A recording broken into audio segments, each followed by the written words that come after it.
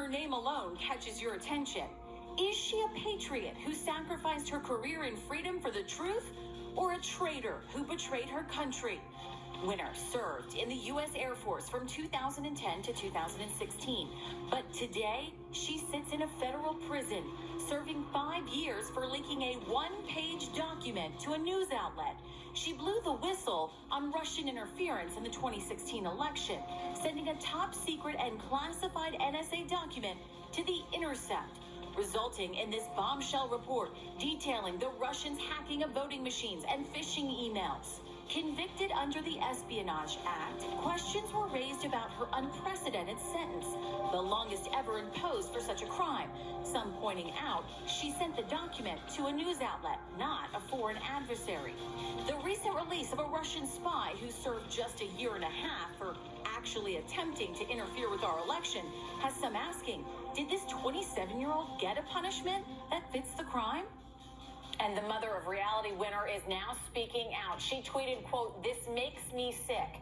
She's talking about the mere 15 months Russian spy Maria Butina spent in prison for her part in the hacking and her release back to Russia. Butina denied she was a spy on CBS 60 Minutes on Sunday.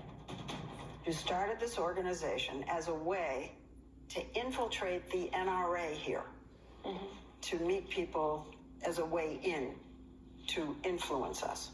That's nonsense. But you did that. You used your organization to meet people in the NRA. I'm joined now by Reality Winner's mother, Billie J. Winner Davis. And Billie, just hearing Maria Butina talk, I just want to get your reaction. She's been released after such a short time. Your daughter serves 5 years. Well, I mean, I know that I've been out there on social media expressing my anger and disbelief. From the beginning, when Butina was arrested, I couldn't believe that here we have somebody who is a Russian spy. That's what she was doing here, and she was not charged under the Espionage Act. But yet my daughter, Reality Winner, who reported Russian attacks on our election, was treated as a spy and charged under the Espionage Act. And I did not watch Butina's interview the other night on 60 Minutes.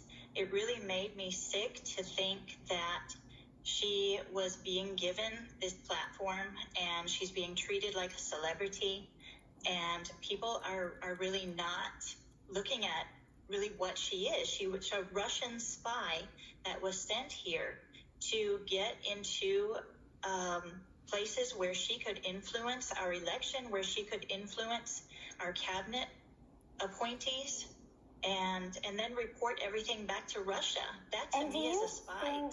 Do you think your daughter committed a crime, and why do you think that she got such a long sentence? What should it have been? I am the first one to say that my daughter did break the law. She released a document that she was not supposed to release. But the problem with her being charged under the Espionage Act is that she couldn't defend herself. She could never explain the reason why she released this document. And I have never had a conversation with her about her release of this document because that's forbidden.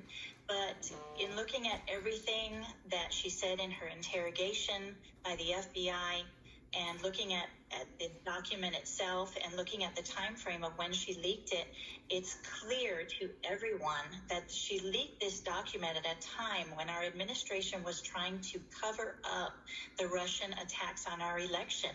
And here our intelligence agencies had the proof sitting right there, and they weren't releasing it.